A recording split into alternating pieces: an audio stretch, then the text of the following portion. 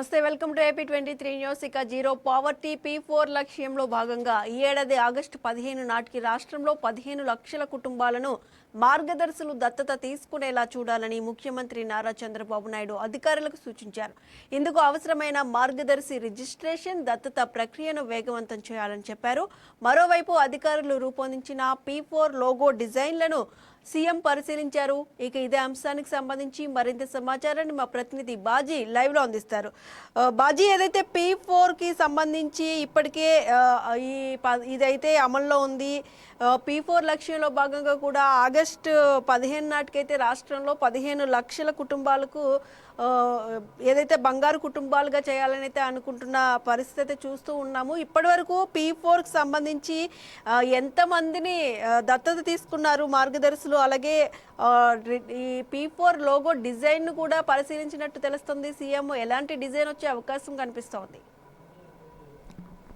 Right Sushma, మనం చూసుకుంటే కూటమి ప్రభుత్వం అధికారంలోకి వచ్చిన తర్వాత ఒక పక్క రాష్ట్ర అభివృద్ధి సంక్షేమంతో పాటు పేద ప్రజలకు ఇచ్చేటటువంటి వీటి మీద కూడా ప్రధానంగా దృష్టి సాధించింది. దీనిలో భాగంగానే P4 ఒక కార్యక్రమాన్ని రాష్ట్ర ప్రభుత్వం పేద ప్రజల కోసం బంగారు కుటుంబం అనే నేపథ్యంలో తీసుకొని వచ్చింది. ఈ నేపథ్యంలోనే దీనికి సంబంధించి P4ను తీసుకురావడమే కాకుండా దాని మీద ప్రధానంగా దృష్టి సాధించింది.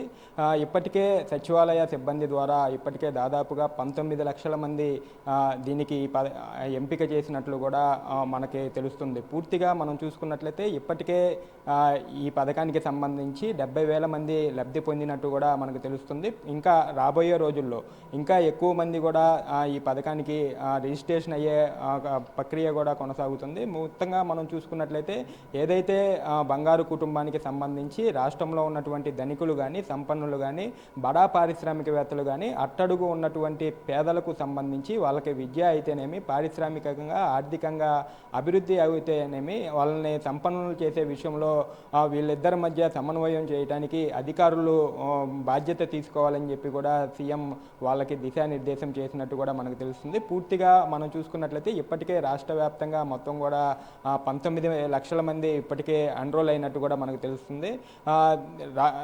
ఏదైతే ఆగస్టు 15 నాటికి దీనికి సంబంధించి కూడా 15 లక్షల మందిని ఈ పథకంలో లబ్ధిదారులుగా చేకూర్చాలని చెప్పి కూడా రాష్ట్ర ప్రభుత్వం ముమ్మరంగా ప్రయత్నం చేస్తుంది. ఈ నేపథ్యంలోనే సీఎం చంద్రబాబు అధికారులతో సమీక్ష సమావేశం చేయడంతో పాటు ఇంకా ఇక్కడి నుంచి ప్రతి 10 రోజులకు ఒకసారి కూడా దీని మీద రివ్యూ నిర్వహిస్తానని చెప్పి కూడా అధికారులతో చెప్పడం జరుగుతుంది. అంటే చెప్పి వదిలేయటమే కాకుండా దాని గురించి పదే పదే అధికారులని అడగటము, ఇప్పటికీ ఎంతమంది రిజిస్ట్రేషన్ చేయించుకున్నారు, ఎంతమంది లబ్ధి చేకూరింది, ఇంకెంతమంది ప్రాసెస్లో ఉన్నారనేది కూడా ఆరా తీయటం ఒక పక్క పేద వర్గాలు కూడా హర్షిస్తున్నట్టు కూడా మనకు తెలుస్తుంది. పూర్తిగా రాష్ట్రంలో అభివృద్ధి సంక్షేమంతో పాటు మరొక పక్క అమరావతి పునర్నిర్మాణం, పోలవరం నిర్మాణంతో పాటు పేద ప్రజలను కూడా దత్తత తీసుకుంటాం అంటే ఇది ఒక బృహత్కర పరిణామం అనే కూడా మనం చెప్పుకోవచ్చు. ఎందుకంటే పేదవాళ్ళుగా ఉండిపోకుండా వాళ్ళకి ఏదైతే ధనికులు, సంపన్నుల ద్వారా చేయూతనివ్వటం ద్వారా వాళ్ళు ఆర్థికంగా స్థితివంతులు అవటం, అంటే వాళ్ళకి మంచి విద్యను, నాణ్యమైన విద్యను అందించడం ద్వారా వాళ్ళు భవిష్యత్తులో ఉపాధి పొంది మంచి ఉద్యోగాలు పొందే అవకాశం కల్పిస్తుంది. అట్లాగే పారిశ్రామిక రంగంగా ఎవరైతే చదువుకొని ఉద్యోగాలు లేకున్నటువంటి యువకులు ఉన్నారో వాళ్ళందరికీ పారిశ్రామిక రంగం ద్వారా ఉపాధి కల్పించడం ద్వారా వాళ్ళే బిజినెస్ చేసే వర్గాలుగా అవుతారు. అంటే ప్రతి ఒక్క ఉద్యోగానికి ఉద్యోగం తీసుకునే వాళ్ళు కాదు, ఉద్యోగం ఇచ్చేవాళ్ళుగా ఏపీలో ప్రతి ఒక్క కుటుంబం నుంచి యువత ఉండాలని చెప్పి కూడా సీఎం కాన్సెప్ట్గా నడుస్తుంది. అంటే ఈ నేపథ్యంలోనే మనం చూసుకున్నట్లయితే మొత్తంగా రాష్ట్రంలో జరుగుతున్నటువంటి అనేక సంక్షేమ అభివృద్ధి కార్యక్రమాలతో పాటు దీనిని కూడా ముమ్మరంగా తీసుకొని వెళ్తున్నట్టు కూడా తెలిసింది. ఏదైతే విజన్ 2047 కార్యక్రమం ఉందో దానికి సంబంధించి కూడా ఈ P4 విధానం పూర్తిగా అనుకూలంగా ఉంటుందని కూడా మనం చెప్పుకోవచ్చు. సుష్మా, రైట్ బాజీ, అయితే ఈ P4కి సంబంధించి ప్రజల నుంచి ఎటువంటి స్పందన వస్తుంది?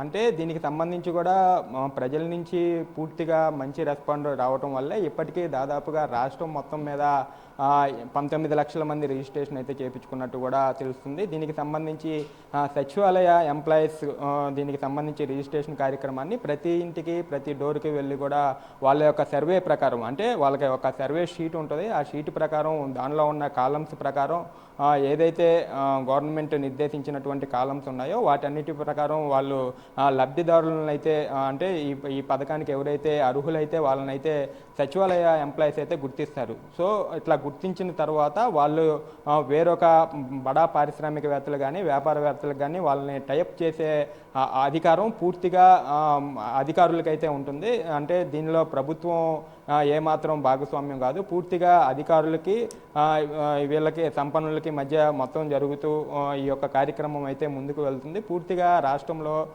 ఒక పక్క అభివృద్ధి సంక్షేమంతో పాటు వీటిని కూడా పూర్తిగా పారదర్శకంగా చేసే విధంగా కూడా వీటిని ప్రతి ఒక్క డోర్ టు డోర్ వీటి యొక్క సర్వే కార్యక్రమం అయితే నిర్వహించి ఈ యొక్క కార్యక్రమాన్ని చేస్తుంది. దీనిలో భాగంగా ఇప్పటికే మనం చూసుకున్నట్లయితే 19 లక్షల మంది రిజిస్ట్రేషన్ చేయించుకుంటే 70,000 మందికి లబ్ధి చేకూరినట్టు కూడా మనకి తెలుస్తుంది. అంటే రేషియో చూసుకున్నట్లయితే దాదాపుగా 5 నుంచి 6% మాత్రమే లబ్ధిదారులను అయితే ఇప్పటికీ చేరినట్టు తెలుస్తుంది. ఇంకా దాదాపుగా 93% లబ్ధిదారులకి దత్తత తీసుకోవాల్సి ఉంది. అంటే దీని ప్రకారమే సీఎం దీని మీద ప్రధానంగా దృష్టి సాధించినట్టు కూడా తెలుస్తుంది. ఎందుకంటే ప్రతి 10 రోజులకు ఒకసారి దీని మీద రివ్యూ నిర్వహించి అధికారులతో చర్చలు జరిపి మొత్తంగా ఆగస్టు 15 నాటికి దాదాపుగా 15 లక్షల మందిని లబ్ధిదారులుగా చేకూర్చాలనేదే ప్రభుత్వ వాదనగా వినిపిస్తుంది. Sushma. Right, thank you bhaji.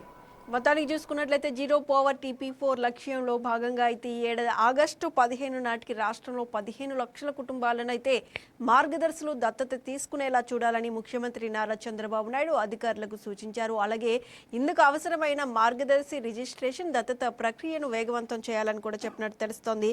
అలాగే రాజధాని భూసేకరణ P4కు కేస్ స్టడీగా పేర్కొన్నట్టుగా కూడా సీఎం తెలుస్తోంది. ఇప్పటివరకు అయితే 70,000కు పైగా P4 సాయం అందినట్టుగా అయితే తెలుస్తోంది. ఇక మరిన్ని అప్డేట్స్ కోసం keep watching AP23 News.